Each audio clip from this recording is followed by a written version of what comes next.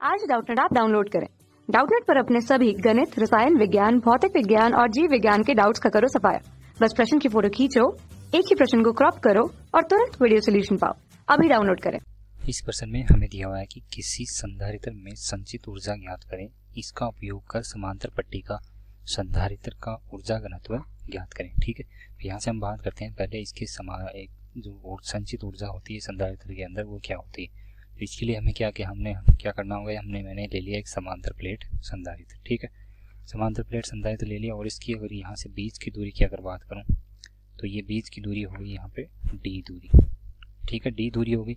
इसका अगर प्लेट का क्षेत्रफल की बात करें तो वही हमने मान लिया ए मान लिया। ठीक है, और यहाँ से अगर देखें तो इसकी जो यहाँ पे जो माध्यम है वो हमने बाहर रखा है क्या, निर्वात माध्यम।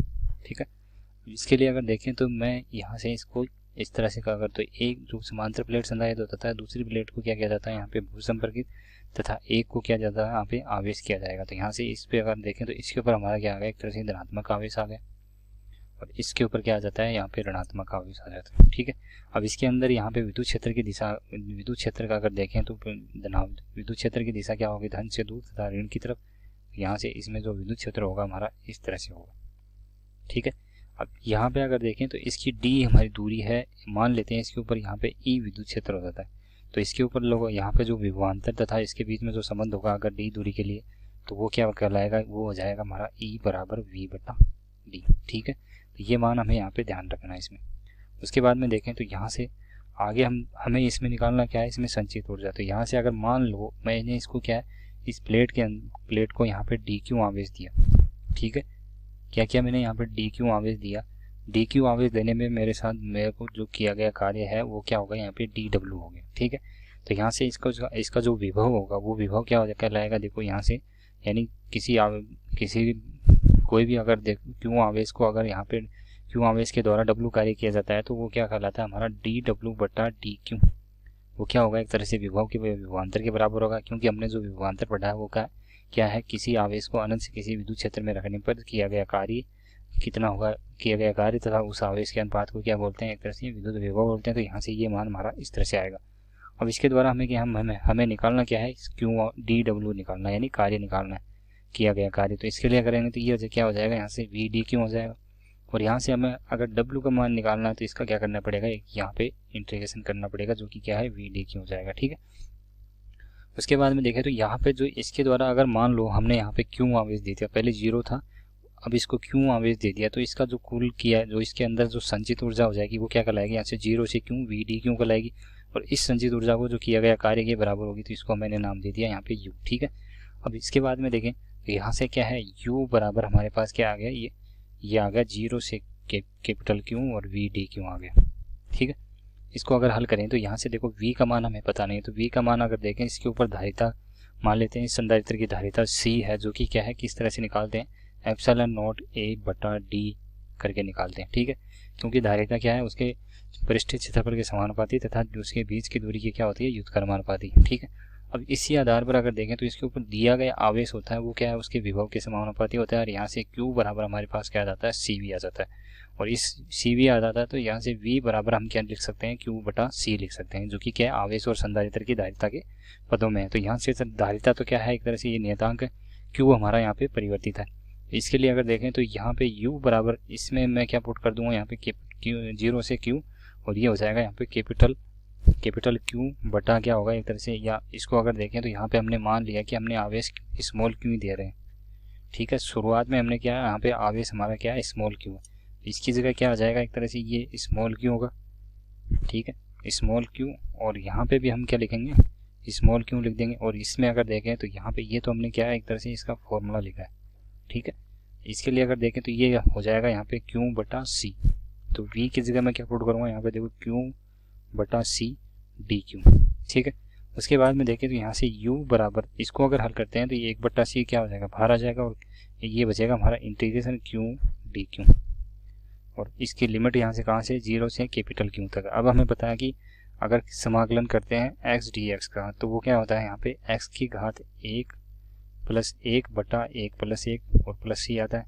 ठीक है, लेकिन यहाँ पे हम लिमिट लगा रहे हैं तो इस प्लस c नहीं आएगा, तो इसमें यहाँ पे जो हमारा इंटीग्रेशन होगा या समाकलन होगा वो क्या होगा, इस तरह से हो जाएगा।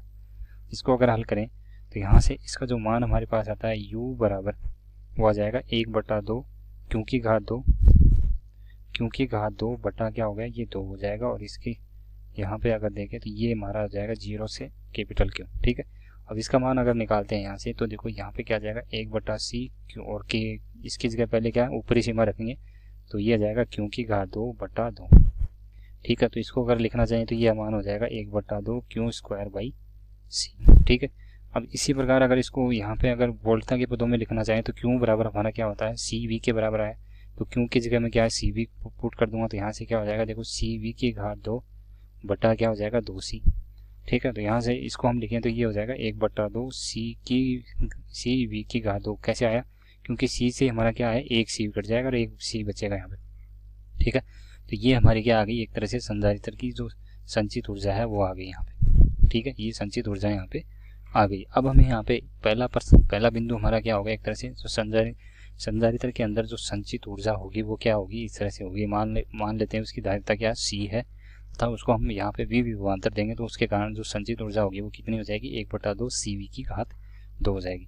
अब उसके बाद में हमें क्या करना है, हमें क्या ज्ञात करना है इसका ऊर्जा घनत्व है। ठीक है, तो ऊर्जा घनत्व के लिए अगर देखें तो यहाँ से v का मान अगर ऊपर से हमने देखा है कि v का मान अगर, क्योंकि हमें क्या चाहिए ऊर्जा घनत्व के लिए अगर बात करें तो वो क्या होता है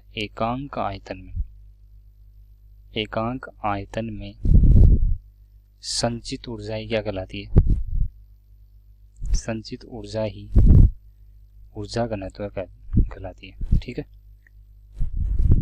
ठीक है, तो यहाँ से अगर देखें तो एकांक आयतन की अगर इस समांतर प्लेट संधारित्र में एकांक आयतन में जो संचित ऊर्जा होती है उसी को हम क्या बोलते हैं ऊर्जा घनत्व बोलते हैं। तो यहाँ से अगर एक बात अगर देखें तो हमारे पास संचित ऊर्जा U आ रही है और उसका आयतन हम यहाँ पे V डैश मान लें। ठीक है, आयतन हम मान ले तो इसको मैं क्या ले सकता हूँ ऊर्जा बटा आयतन, इस तरह से लिख सकता हूँ। और जो ऊर्जा बटा आयतन होगा ये क्या कहलाएगा इसका घनत्व कहलाएगा, ऊर्जा घनत्व। ठीक है, तो ये मान हमें यहाँ पे निकालना, तो पहले हम यहाँ पे ऊर्जा हमारे पास है इसका आयतन हम यहाँ से निकालेंगे। तो आयतन कैसे निकालेंगे, आयतन क्या है देखो यहाँ पे इसका प्लेट का क्षेत्रफल A है, इसके बीच की दूरी क्या है D है, तो यहाँ से इसका जो आयतन है V डैश बराबर क्या हो जाएगा A गुणा D, यानी क्षेत्रफल गुणा जितनी क्षेत्रफल का लंबाई जितनी लंबाई तक क्षेत्रफल है वो हमारा क्या हो जाएगा A गुणा D हो जाएगा। तो यहाँ से अब इसका जो मान हम रखेंगे, इसका मान अगर मैं रखूँगा तो क्या होगा देखो ये 1/2 CV की घात 2 बटा क्या कहलाएगा ये हो जाएगा हमारा यहाँ पे AD। ठीक है, इस तरह से हो गया, AD लिख दिया मैंने। अब यहाँ से अगर देखें तो इसको हम थोड़ा अगर इस प्लेट की लंबाई तथा क्षेत्रफल उसके पदों में लिखें तो वो कैसे लिख सकते हैं, तो इसमें मैं क्या कर सकता हूँ यहाँ से C के जगह क्या पुट कर सकता हूँ, C बराबर मैंने लिख दिया ε0 A बटा D। ठीक है, ε0 A बटा D लिख दिया। और उसके बाद में अगर देखें तो यहाँ से विभवांतर हमें अगर मान लो विभवांतर हमें पता नहीं है लेकिन यहाँ पे विद्युत क्षेत्र का मान हमें बताया, तो विद्युत क्षेत्र और विभवांतर में हमारा संबंध क्या होगा E गुणा D हो जाएगा, क्योंकि E बराबर क्या था V बटा D। यहाँ से ये दोनों मान मैं इसमें अगर पुट करता हूँ तो ये क्या हो जाएगी ऊर्जा घनत्व बराबर, जिसको हम क्या है यहाँ पे U डैश के नाम से बोलेंगे, तो ये U डैश बराबर क्या हो जाएगा यहाँ से 1/2 C का मान क्या है यहाँ पे ε0 A बटा D। ठीक है, ε0 A बटा D और गुणा A गुणा D। ठीक है, और बटा यहाँ पे V की जगह अगर V की जगह क्या पुट करना है मेरे को E गुणा D पुट करना है, तो यहाँ से E गुणा D की घात क्या हो जाएगा यहाँ पे 2 हो जाएगा। ठीक है, अब यहाँ से अगर देखें तो इसका मान क्या है ε0 A बटा D है और नीचे क्या है AD है, तो A से तो A हमारा क्या हो जाएगा यहाँ पे कैंसिल हो जाएगा। ठीक है, उसके बाद में और देखें तो यहाँ से ऊपर क्या है D की घात 2 है, मतलब यहाँ पे U डैश बराबर क्या होगा देखो A 1/2 ε0 E की घात 2 गुणा D की घात 2 बटा क्या है यहाँ पे नीचे भी क्या है D की घात 2, तो D की घात 2 से D की घात 2 हमारा क्या हो जाएगा ये कैंसिल हो जाएगा। और इसका जो मान हमारे पास बचेगा वो बचेगा U डैश बराबर 1/2 ε0 E की घात 2। ठीक है, तो ये मान हमारा यहाँ इस तरह से आ जाएगा। तो यहाँ पे जो इसमें एकांक आयतन में जो संचित ऊर्जा होगी वो क्या कहलाएगी हमारी U डैश, जो कि हो जाएगी 1/2 ε0 E की घात 2। ठीक है, तो इस तरह से क्या है हमारा ये प्रश्न हल हो जाएगा। कक्षा 6 से 12वीं से लेकर नीट IIT JEE वो एडवांस के लेवल तक 1 करोड़ से ज्यादा छात्रों का भरोसा। आज ही डाउनलोड करें डाउटनेट ऐप या व्हाट्सएप करें अपने सारे डाउट्स 8400 400 400 पर।